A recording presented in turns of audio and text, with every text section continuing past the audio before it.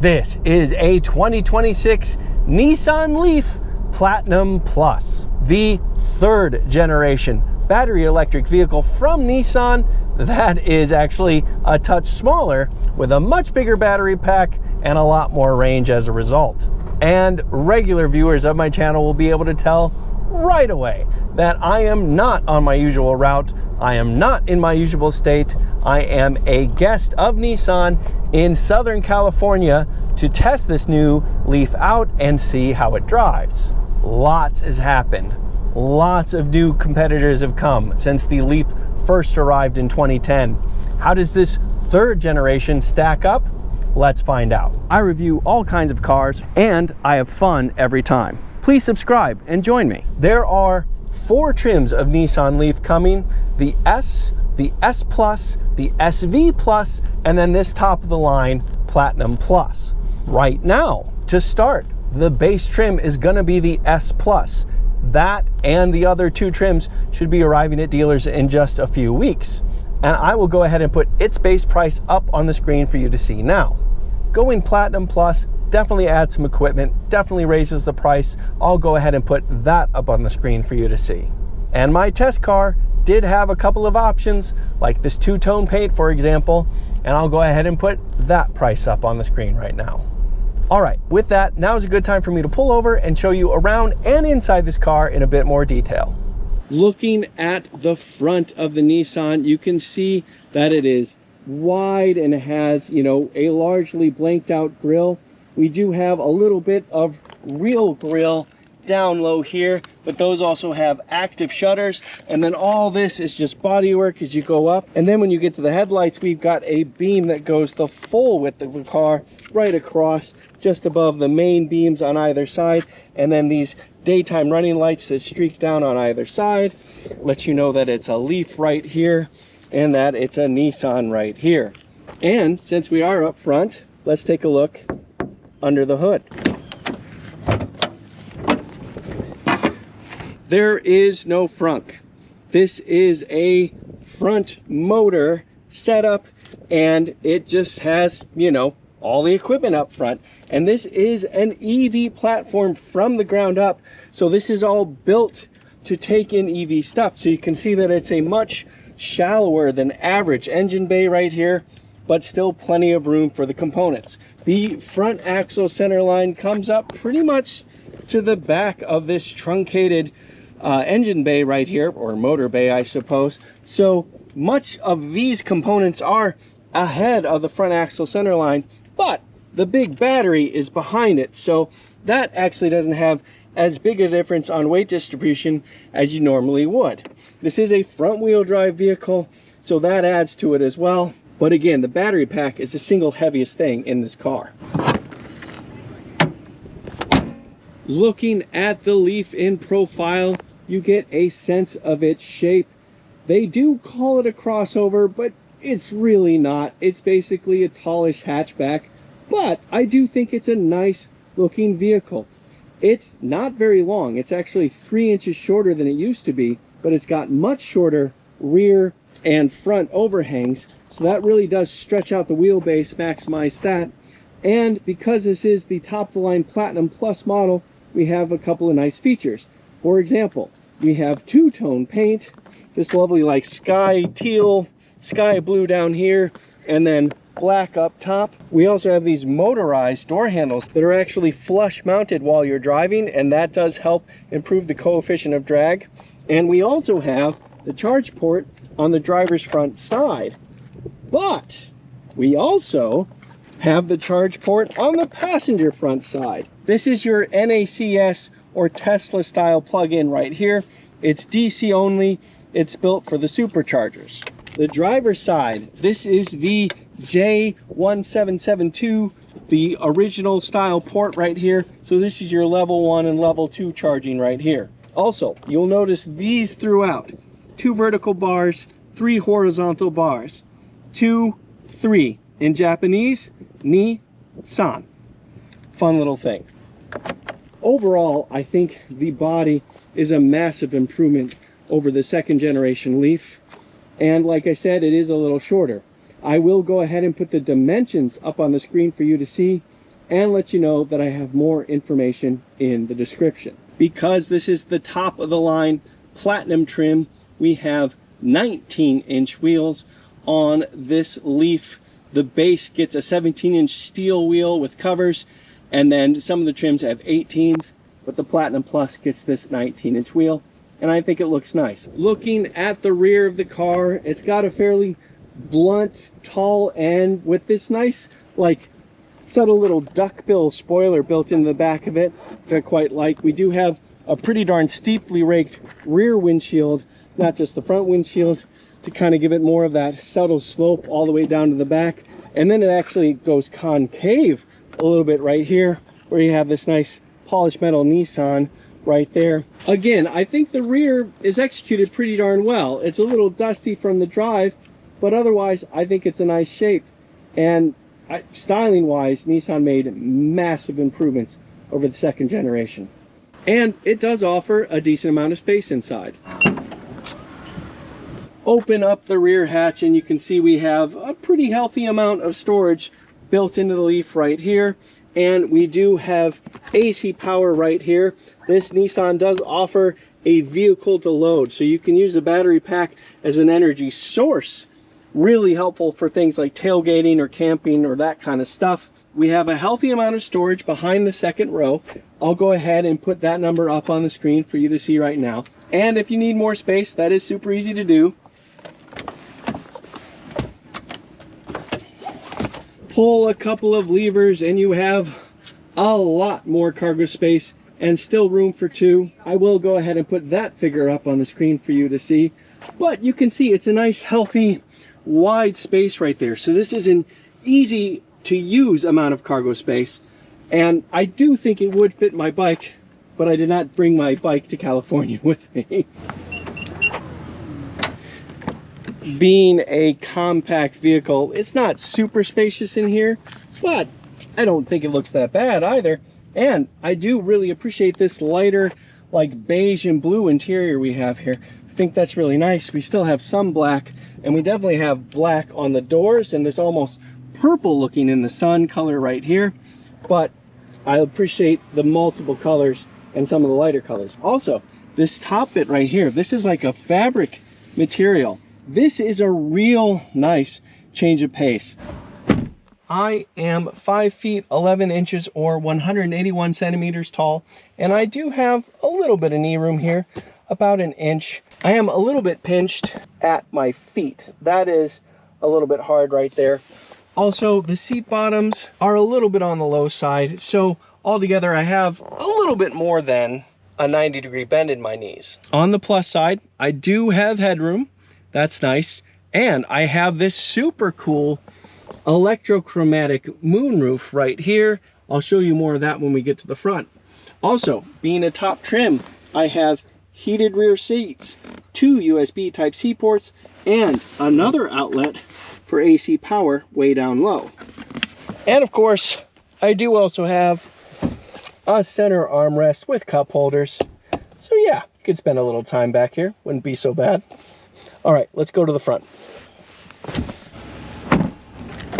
Usual controls right here. We do have 2-position seat memory right there, and we do have a power seat with lumbar adjustment right there, and several controls to the left of the steering wheel, including an option for a heated steering wheel. This being a platinum trim, that means we have all the bells and whistles, and that includes a 14.3-inch fully digital instrument cluster and a second 14.3-inch center display, as well as a head-up display right there. Push button start is right here.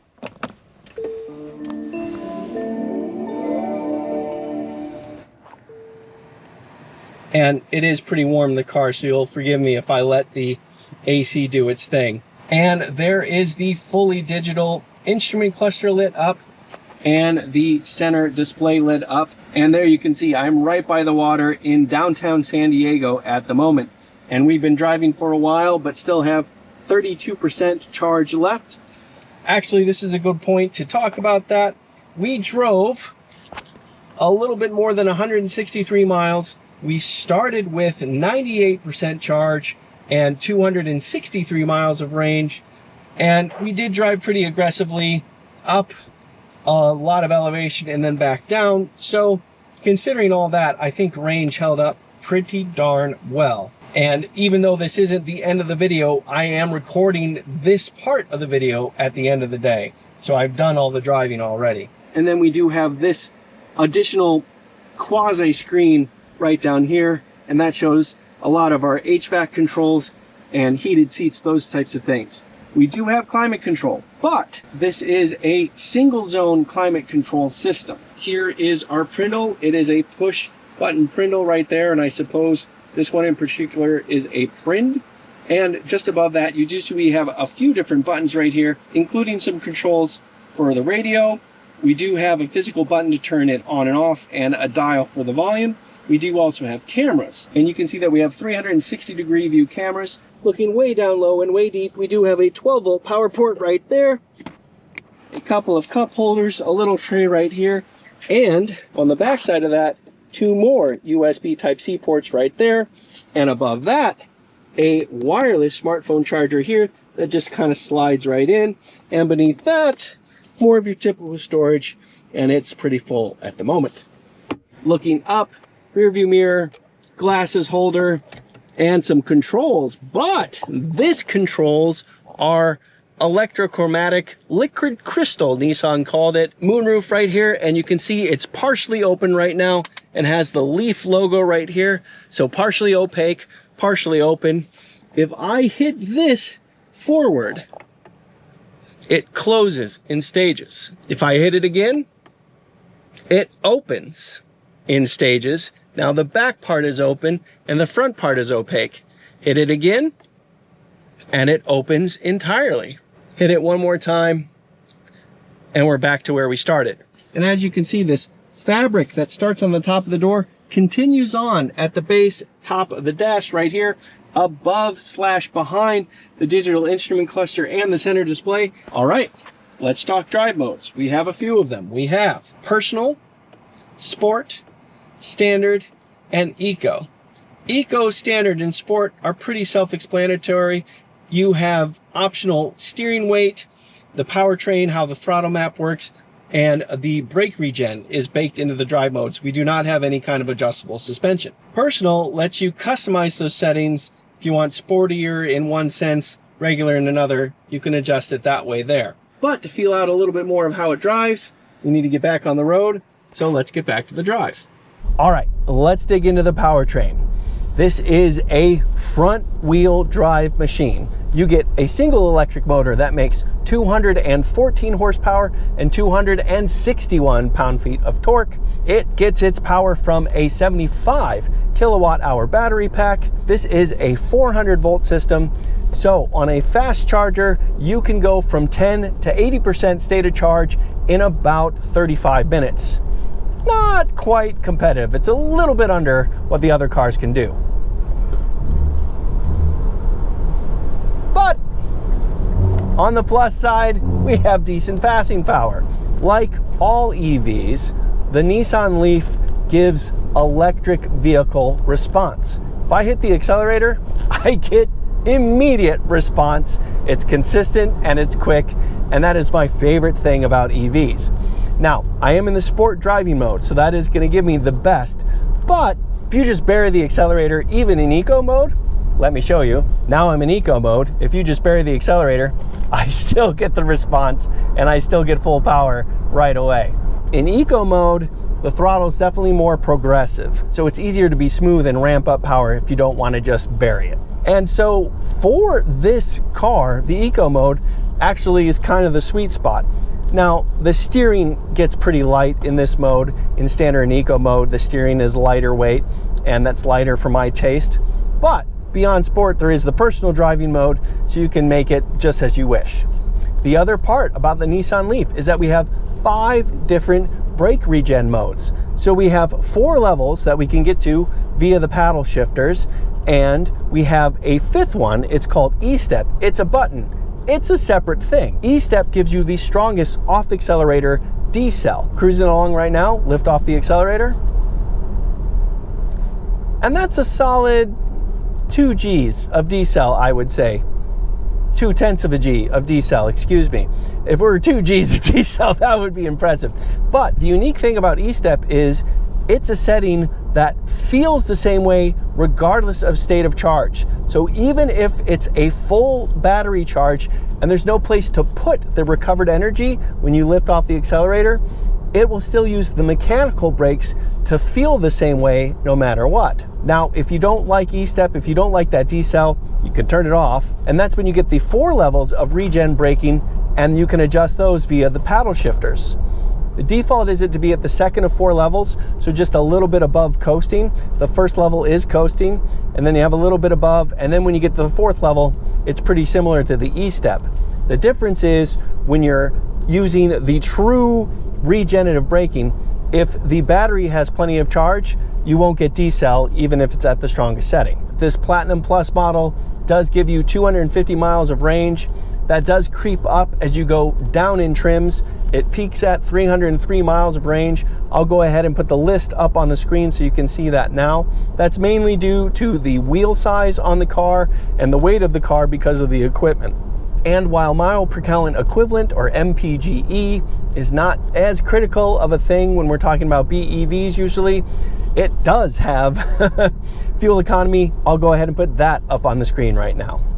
While efficiency and especially range for an EV is important, it's not nearly as much fun as accelerating. Of course, I had to test that. Let me show you right now. All right, time for an acceleration test in this Platinum Plus Nissan Leaf. An impromptu acceleration test of sorts. We're at a stop sign. We're about to get onto a highway, so this works. This is close enough. Coming to a complete stop, but also at a corner. Floor the accelerator. Get the response right away. Get a little bit of tire slip, just a nice little creak from the front tires. And honestly, pretty darn decent pull. Having that nice level of torque and having that torque available immediately really helps. So yeah, perfectly reasonable acceleration for a BEV at this price point. I have to say that. All right, let's dig into the chassis. The Nissan Leaf has the most common chassis setup. Struts up front, multi-link in back. It is a 4-wheel independent suspension, and it is definitely a ride-friendly suspension, leaning very heavily on the ride side of the ride and handling spectrum, so it easily absorbs all the bumps and lumps in the road without any trouble. It's also pretty darn comfortable in here. The seats provide a good amount of support and high levels of comfort as well. And while I wouldn't intuitively think to do this on my own, because I'm on a special route with Nissan, I did have the opportunity. Let me show you how this Nissan Leaf handles. All right, everybody, time for a quick little handling test, courtesy of the drive route we're on. We are currently in the sport driving mode, so we're getting all we can get there. And we are maxing out what this little front wheel drive machine can do. Yeah, it definitely gets some understeer, and it's definitely leaning heavily on the ride of the ride handling spectrum. Traction control intervention, stability control intervention isn't bad considering the type of vehicle we're in, and it's perfectly competent here. It's not underdamped actually,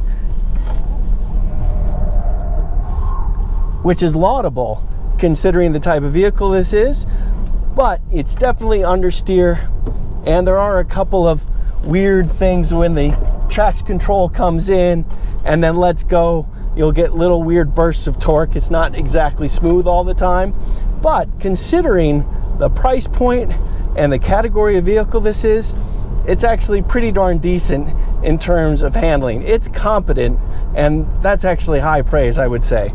Much more likely of a situation is to need to take the Leaf on the interstate. How does it feel there? I got a chance to do that as well. Let me show you that.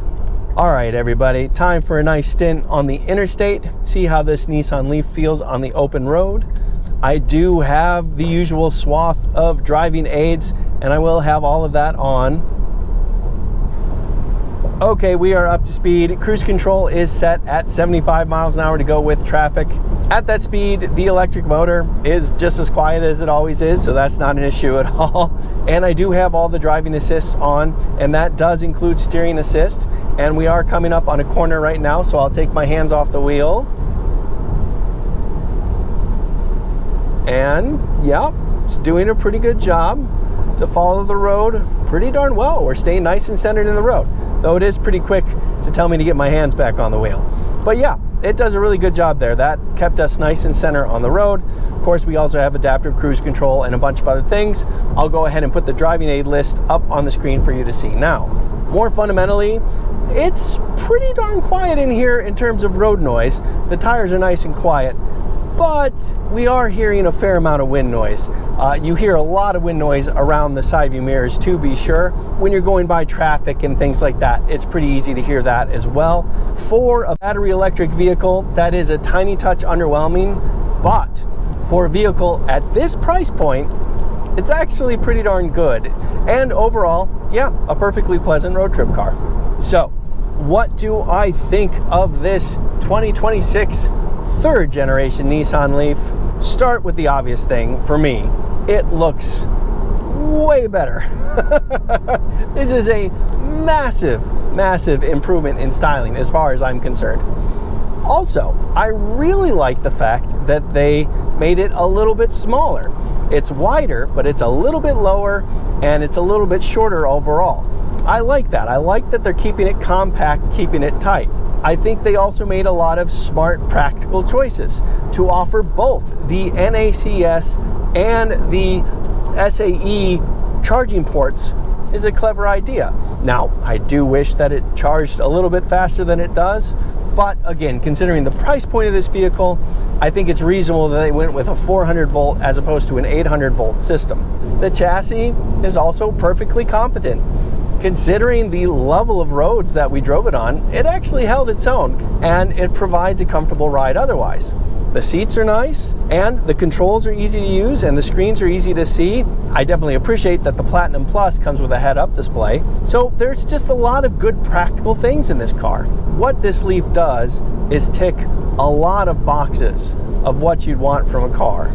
And I think that makes it a compelling choice for a lot of people that maybe are just getting to be a little bit BEV curious. This is a great place to start. I'm Robin Warner. Thank you very much for watching.